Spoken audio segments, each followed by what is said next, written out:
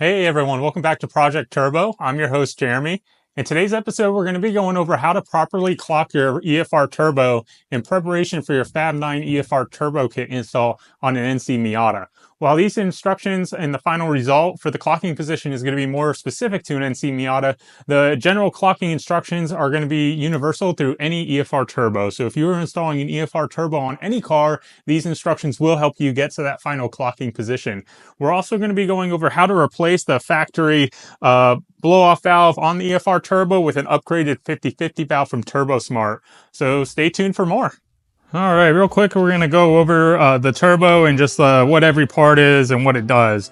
The basics of a turbo is that your turbo turbine gets spun by your exhaust gases. So exhaust is entering, through here and exiting through here, spinning this turbine. While it's spinning that turbine, it's going to be sucking air in through here and forcing it out here into your intake manifold, creating boost pressure and giving you more power. From there, you do have, various parts that, have to control the boost and make sure that you're not over boosting. So this is where, the boost feed comes from. So you get your turbo pressure right here. This is a boost solenoid. So this is a electronic boost solenoid. You may or may not need that. In this case, I'm going to be removing that later.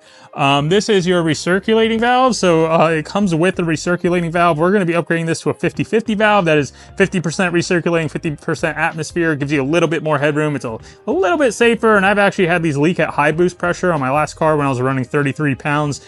This ended up actually leaking at that pressure. So there is a limit to how high this factory one can go. And then this is the wastegate. The BorgWarner turbos come with the medium wastegate from the factory. I'll be sharing the stats on that later in the video of what that means pressure wise for you. But here's the wastegate actuator, and then your wastegate's right here. The special thing about the BorgWarner Turbo is it does have one of the biggest internal wastegates that allows it to really exhaust a lot of that pressure very effectively, which is one of the big drawbacks of most internal wastegate designs. So yeah, that's pretty much the turbo in a nutshell. We're going to be breaking it down and go over things a little bit further as we go. But hopefully for those of you who maybe didn't know exactly how a turbo worked before, that cleared things up for you. If you do have any questions, feel free to drop them in the comments below. All right, and here's the tools that you're going to need to clock your turbo. You're going to need a 4mm Allen wrench. I got a short one and a long one just in case I need a little bit extra leverage.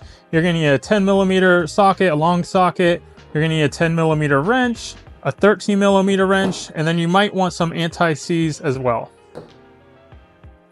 All right, and here's our 50/50 valve that we're going to be installing. So as you can see, it has a little vent right here, which is a big difference from the factory valve. And it also, does vent internally. So it's going to vent, out and internally at the same time. The reason that's a little bit better is that you have a little bit more headroom. There is a limit to this size of an opening. So by being able to vent to atmosphere as well, you're really getting more out.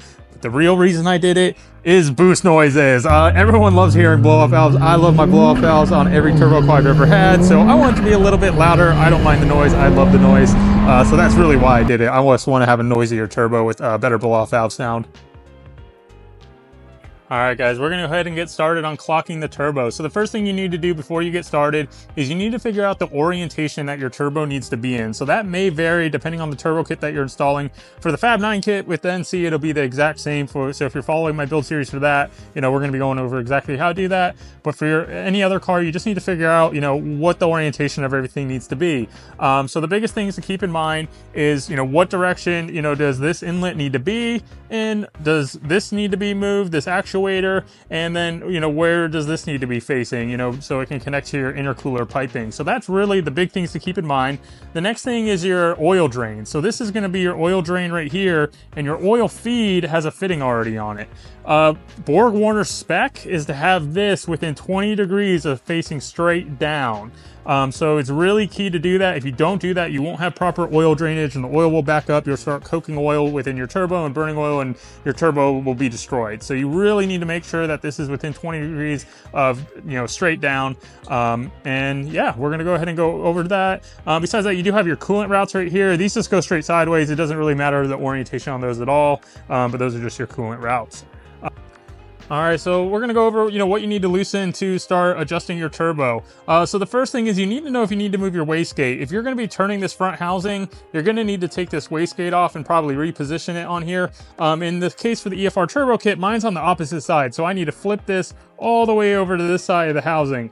But before I do that, I also need to change, the direction that this oil drain is facing. It is completely the opposite way that I need it to be. As you can see, this header, is going to go, straight down like that.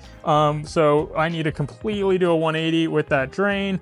So we're going to be moving the direction of this drain 180 degrees. We're going to be keeping this where it is, and then we're going to be turning this, and I believe it's in an upward direction this way. Both inlets on the EFR kit face this way for my install. So we have to remove this 10 millimeter, V-band clamp. We have to loosen that to be able to turn this housing. We have to take out these Allen bolts, these 3 Allen bolts that hold the wastegate actuator in place. And then to move the center housing, you have to loosen these 13 millimeter bolts that hold these little like hooks in place. You'll see there's a little groove that they kind of dig into right here. There's 4 of them. They are 13 millimeter, and these Allen keys are 4 millimeter. So we're gonna go ahead and start loosening these up. I already loosened these Allen keys a moment ago. They were pretty tight. It took a lot of torque to break them loose. It was a little bit sketchy because it is a difficult place to get to, but they did break loose, but they definitely were pretty tight from the factory. So yeah, we're gonna go ahead and get started and continue to loosen things up. All right, now we're gonna need our 10 millimeter wrenches right here so we can loosen up our wastegate actuator from the actual wastegate itself. You have to do this because when you're moving it, you may be changing the angle of this slightly, so the amount of tension that's placed on this may differ if this is a slightly different angle. So kind of keep that in mind, that you would change the distance if this angle is slightly off. You do want this as straight as possible, and we're gonna be going over how to make sure this is properly aligned. But for now, you're gonna hold this nut, with your 10 millimeter wrench, and then put your socket wrench on the other end, and you should be able to break this loose. There we go, mine is loose. All right, now we got that loosened up, we're gonna go ahead and remove this nut, and then we're gonna go ahead and loosen the wastegate and take it off of there. So now that we got this loose, now we're gonna go ahead and move and take out these Allen keys to go ahead and remove the entire assembly.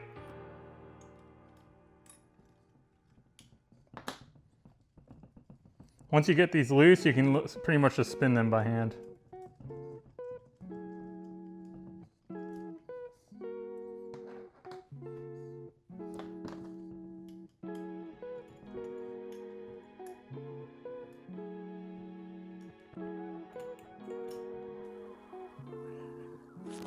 This is where, if you have one of those small little like hex screwdriver bits and you have a socket ratcheting wrench that could fit on it, could be pretty useful, because if not, you kind of have to do this a turn at a time, which is a little bit annoying. So just keep that in mind. If you do have something that can ratchet and fit into this area, it's definitely going to make it a lot easier to get this screw out. But once it gets pretty loose, you should be able to spin it like by hand like I am right now. All right, we got our wastegate actuator and the bracket off. Now we're gonna go ahead and loosen this V-band clamp to get the front housing loosened up. You don't need to completely remove this, you just need to loosen it until it moves. So we're just gonna go ahead and start loosening that now. It's a 10 millimeter.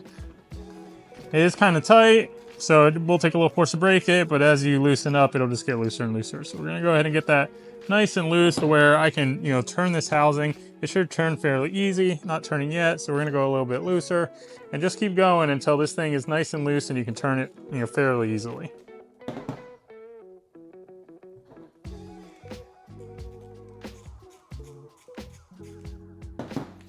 All right, so that's nice and loose. We should be able to turn this now. So there we go. We can go ahead and turn this. It was a little stuck at first, but now it's turning nice and smoothly.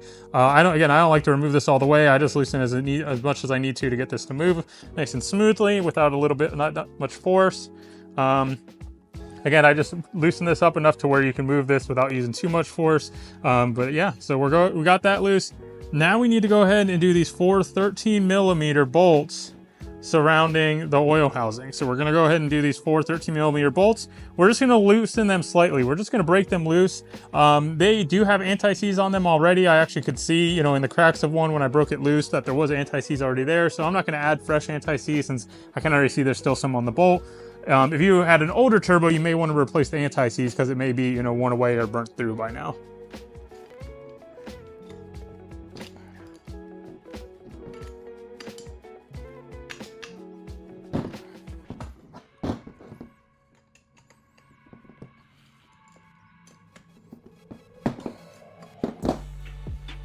All right, so now all of our bolts are loose. Everything can pretty much move. So as you can see, this housing now is moving separate from this.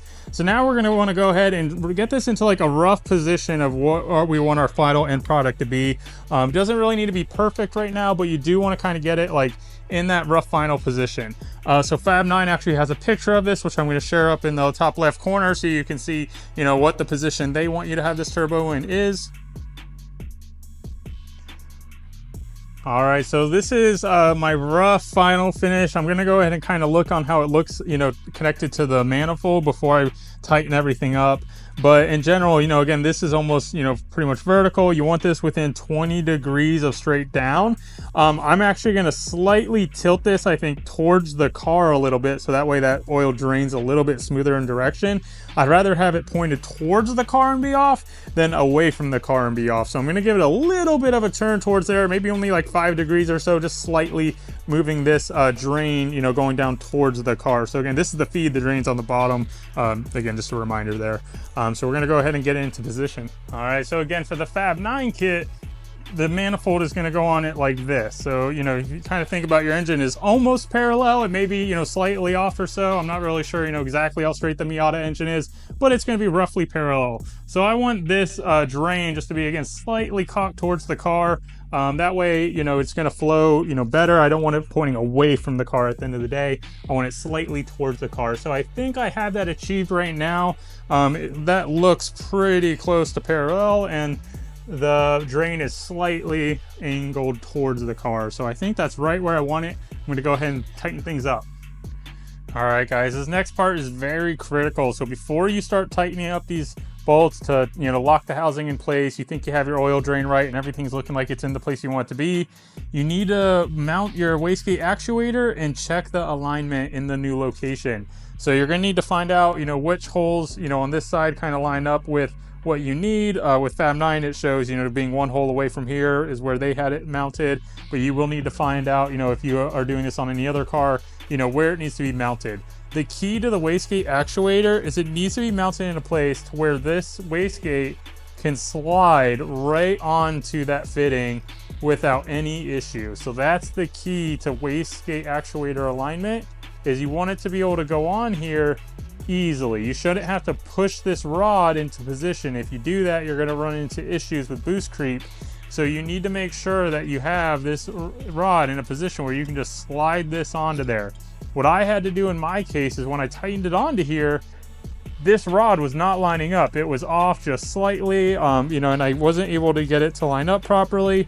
And what it was is I had to loosen these two nuts, these 10mm nuts, and then I put it on. So I put it on, and then I tightened the other nut on just slightly. So I took this other nut, I tightened it on just, you know, a couple threads right there. And then I started tightening these back up while holding them in place so it had proper positioning. That allowed it to really just, you know, make that little 0.5 millimeter adjustment that I needed. And now you can see this is nice and smooth, exactly what you want. Again, you do not want to be pushing this rod and having this rod bend into position to get on this wastegate. It should be nice and smooth like this. So now that we have this in place, this is exactly how we want our turbo. I do not want this moving, so I'm going to do the same thing I just did. Use this to kind of help keep me in place. Now I'm going to push these little, you know, tabs down to the right, so that way they're, you know, going down into position. So I'm turning these down to make sure they're locking into place. Again, I want to make sure that this does not move and that this maintains this perfectly straight line. So when I tighten these up, and I believe it's to about 13 Newton meters, which I'm just going to go, you know, pretty snug hand tighten with a 13mm wrench. I want to make sure that this is not moving and I'm not changing the alignment between these housings. So I'm going to go ahead and start with one and just start tightening it down. Again, pushing, making sure this piece is really against that housing, and then tighten down. All right, now we're going to go ahead and do this one. Again, pushing this piece down, making sure it's really into that housing where I want it.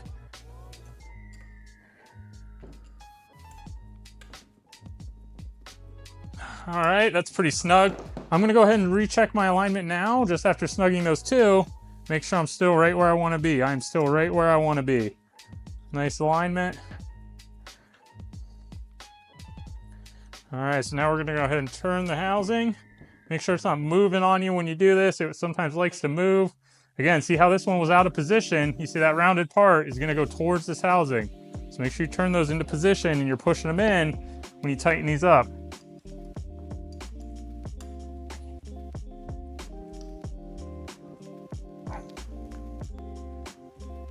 All right, and then this is the last one right here. So we'll go ahead and tighten that one.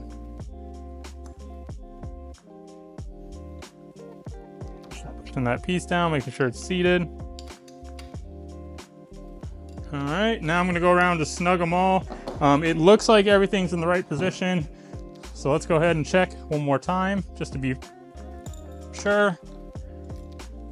Wastegate slides right onto the actuator. That's exactly what I want. So this thing is perfect. I'm gonna go ahead and leave the nut off for now because I don't need to worry about that. I'm gonna snug all these bolts just one more time to be sure that they're all tightened evenly, because sometimes, you know, that thing may move a little bit and create some extra space where it can be tightened down. So go ahead and snug these up, again, to about 13 Newton meters, and then we'll move on to the next step. All right, now that we got the housing tightened up to, you know, the oil drain and the actuator lined up, you know, this whole section is complete. Now we're just gonna move on to the front of the turbo. From here, you just need to worry about, you know, how this is oriented. So keep in mind that you want to be able to get to this nut if it's in your car. So I would keep this somewhere that you're going to be able to get to it. For me, that's going to mean, you know, kind of keeping it up here right near the front of this. The Fab9, you know, Turbo, it looks like they kind of have both of these going almost perfectly straight up. So I'm going to keep it right there.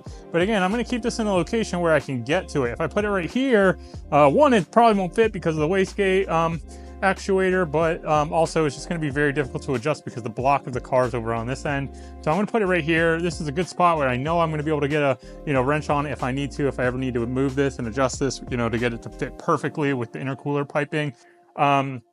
This needs to be tightened to about 17 Newton meters of torque, 12.5 foot-pounds, or about 150 inch-pounds. 12 foot-pounds is right at the bottom of my torque wrench, so I'm going to go ahead and use my inch-pound wrench. That way, you know, I'm just getting it right to where it needs to be. So let's go ahead and take this, and we'll start tightening it up.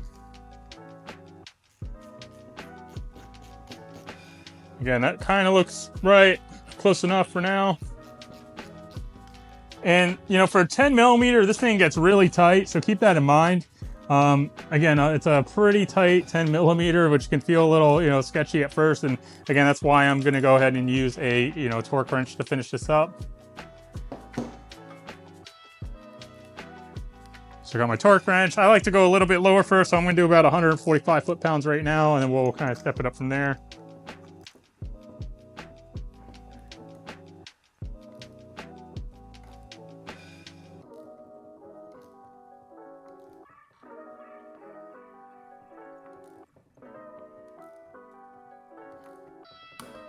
There we go. Click, click. All right. Go a little bit heavier.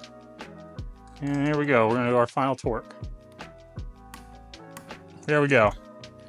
All right. So there we go. We got our housings lined up. That looks pretty good to me. You can again see that this is slightly angled inwards. It should be pretty perfect right there. I think that's going to work out really well. And then this is pretty much straight up. So when it's in the car, you know, that's going to be the orientation. I think that's pretty much perfect. Wastegate is nicely lined up as well. So we're going to go ahead and get the wastegate tightened down. So preload is extremely important here. This is very critical to getting the right pressure. You have to make sure that you have the right amount of preload set. So we're going to go ahead and set the preload now, and I'll show you how to do that. All right, now we need to tighten down the actuator properly. I'm going to go ahead and zoom in here so you can get a good idea of what we're doing. So we need to put the nut on the end of this. So you're going to hold this actuator, you know, fully closed, and go ahead and hand tighten this nut on for now. So go ahead and hand tighten this on. Okay, so from here, now anything I tighten it more is going to be preload. So I got it hand tight, as tight as I can go by hand. Anything additional is going to be preload. BorgWarner recommends a minimum of 2 millimeters of preload, which is 2 full nut turns. What they recommend doing is just marking a mark on your nut and then go ahead and do 2 full nut turns. All right, so as you can see, we got our mark on the nut. So that's going to be my mark, letting me know, you know, every time I got a turn. So now we're going to go ahead and tighten this 2 full turns.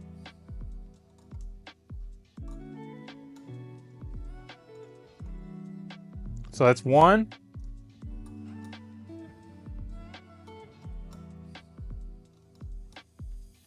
And 2. All right, so I went ahead and tightened this an extra half turn. It didn't have all the threads engaged, and I wanted a little bit more thread engagement, so I did, go ahead and do an extra half a turn. So about 2.5 millimeters of preload should put me around at like 11 pounds of boost or so, which should be fine. So now we need to go ahead and tighten this down. So you're just going to tighten these against each other. It should be pretty easy. You'll just, put a wrench on one side, wrench on the other side, and then just cinch them against each other real quick. Give it a decent amount of torque. There we go. And there we go. So we're all done with our wastegate alignment. We got our housings aligned. The last thing to do now is go ahead and replace our blow-off valve. So this is super easy. We're going to go ahead and take off these 10 millimeter bolts, and then we'll put the new one in its place, and we'll be ready to go.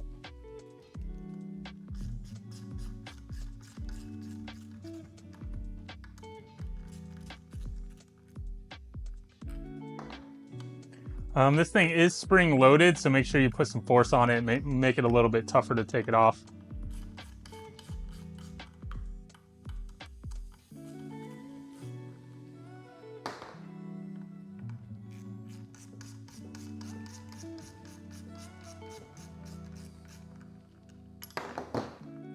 All right, and there we go. So this is the stock blow-off valve assembly. As you can see, it's very basic. It's not made to make any special noises or do anything special. It's just a rubber stopper with a spring on it, essentially.